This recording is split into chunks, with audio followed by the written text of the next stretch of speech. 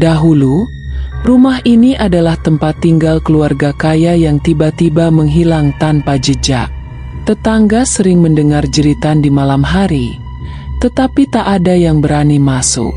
Hingga suatu hari, seorang pengembara nekat memasuki rumah tersebut dan menemukan catatan penuh darah di dinding. "Aku masih di sini, jangan ambil rumahku." Dari cerita yang berkembang, rumah ini dihuni oleh arwah seorang wanita bernama Sari. Ia adalah istri sang pemilik rumah yang tewas tragis di tangan suaminya sendiri karena cemburu buta. Tubuhnya dikubur di lantai bawah rumah, dan sejak itu, arwahnya terus bergentayangan. Penduduk setempat sering melihat sosok wanita bergaun putih dengan wajah pucat dan mata penuh dendam di balik jendela rumah. Mereka yang mencoba masuk akan mendengar bisikan lirih di telinga mereka, meminta pertolongan atau justru mengusir mereka dengan kemarahan. Tak ada yang tahu pasti bagaimana menghentikan kutukan rumah ini, tetapi satu hal yang pasti, siapapun yang mencoba tinggal di sana, tak pernah kembali dengan selamat. Kutukan yang tak terhentikan. Suatu malam, seorang pemuda bernama Rian, seorang pemburu hantu amatir, mendengar tentang kisah rumah angker ini. Ia tak percaya tahayul dan bertekad membuktikan bahwa semua itu hanyalah cerita kosong. Bersama dua temannya, ia membawa kamera dan alat perekam suara, siap merekam segala kejadian di dalam rumah. Begitu mereka melangkah masuk, udara tiba-tiba terasa lebih dingin dari biasanya.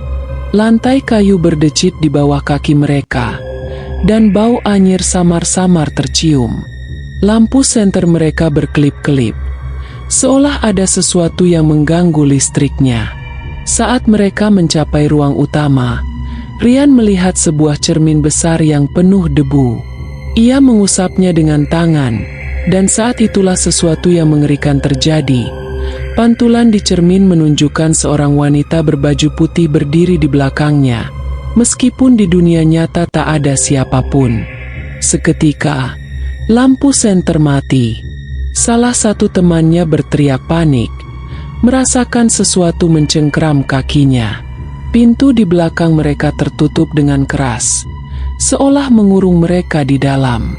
Di tengah kegelapan, suara bisikan lirih terdengar di seluruh ruangan. "Pergilah sebelum terlambat." Namun, Rian tak mendengar peringatan itu. Ia malah mengangkat kameranya, mencoba mencari sosok yang membisikkan kata-kata itu. Tiba-tiba, tangan pucat dengan kuku panjang mencakar wajahnya dari kegelapan. Jeritan menggema di dalam rumah, dan kamera terjatuh ke lantai, merekam sesuatu yang mengerikan. Wajah Sari, dengan mata hitam pekat penuh kebencian, menatap langsung ke lensa sebelum semuanya menjadi gelap. Keesokan harinya, polisi menemukan rumah itu kosong. Tak ada jejak Rian dan teman-temannya. Yang tersisa hanyalah kamera mereka, yang terus merekam suara bisikan lembut. "Aku masih di sini dan aku akan menunggu." Teror yang belum berakhir. Sejak kejadian itu, rumah tersebut semakin ditakuti. Orang-orang yang penasaran dan mencoba masuk selalu berakhir dengan pengalaman mengerikan. Ada yang kembali dengan tubuh penuh cakaran tanpa tahu siapa yang menyerangnya. Ada yang mendengar suara isakan wanita di sudut gelap rumah. Bahkan beberapa orang mengaku melihat bayangan berlari di lorong sebelum menghilang begitu saja. Namun, yang paling menyeramkan adalah cerita dari seorang paranormal bernama Ibu Ratri. Ia dikenal sebagai orang yang bisa berkomunikasi dengan arwah. Suatu malam, ia nekat memasuki rumah tersebut untuk mencari jawaban tentang hilangnya Rian dan teman-temannya. Dengan dupa dan mantranya, ia melangkah ke dalam, merasakan hawa berat yang menyelimuti seluruh ruangan. Di dalam kamar utama, ia melihat cermin besar yang dulunya dipakai oleh Sari. Saat ia mencoba berkomunikasi, cermin itu bergetar sendiri. Perlahan, tulisan merah seperti darah muncul di permukaannya. Aku tidak sendiri. Tiba-tiba, suara langkah kaki bergema di seluruh rumah. Namun, yang membuat bulu kuduknya merinding adalah suara tawa kecil, tawa seorang anak. Padahal, tak pernah ada cerita tentang anak kecil di rumah ini. Saat Ibu Ratri menelusuri lorong, ia melihat sesuatu yang tak akan pernah ia lupakan. Di ujung lorong yang gelap, seorang wanita bergaun putih berdiri dengan kepala sedikit tertunduk.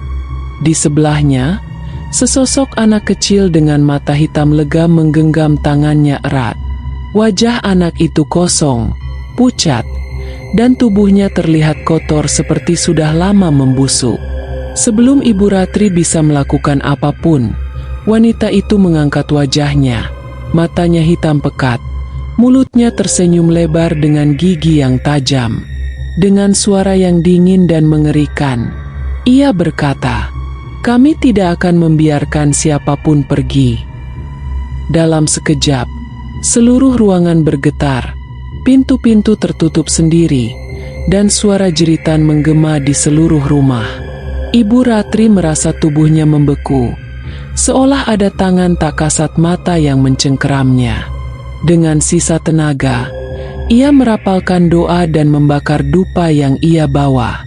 Perlahan, semua kembali hening. Saat ia membuka matanya, ia sudah berada di luar rumah, terbaring di tanah, napasnya tersengal.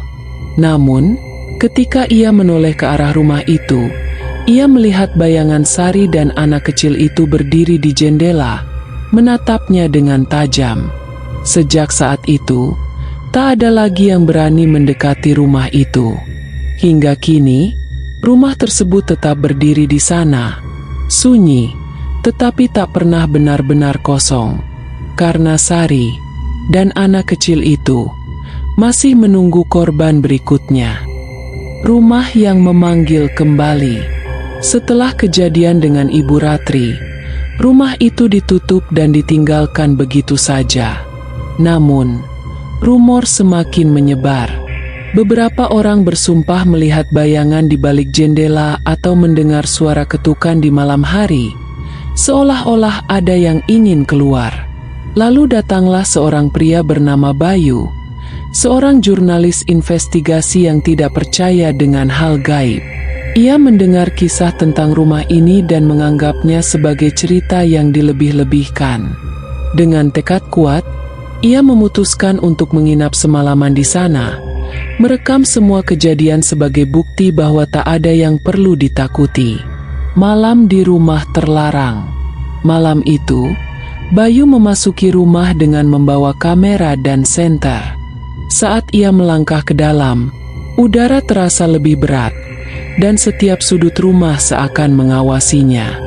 Dinding yang lembab memancarkan bau busuk, dan lantai kayu di bawahnya berdecit pelan, seperti ada sesuatu yang bergerak bersamanya. Ia mulai berbicara ke kameranya, menjelaskan kondisi rumah dan sejarahnya. Namun, saat ia meninjau rekaman langsung, ada sesuatu yang membuatnya membeku. Dalam layar kamera, ada bayangan berdiri di belakangnya. Bukan hanya satu, tapi banyak. Wajah-wajah pucat dengan mata kosong, menatapnya dalam diam. Merasa ada yang tidak beres, Bayu mencoba tetap tenang dan melanjutkan eksplorasi. Ia memasuki kamar utama, tempat di mana cermin besar masih berdiri. Namun, kali ini, cermin itu tak hanya memantulkan bayangannya. Di dalam pantulan, ia melihat seorang wanita berbaju putih berdiri di sudut ruangan. Kepalanya tertunduk, rambut panjang menutupi wajahnya. Tiba-tiba, suara tawa anak kecil terdengar di belakangnya. Bayu menoleh cepat, tapi tak ada siapapun. Nafasnya mulai berat, dan jantungnya berdegup kencang. Ia kembali melihat ke cermin, dan kali ini, wanita itu telah mendekat.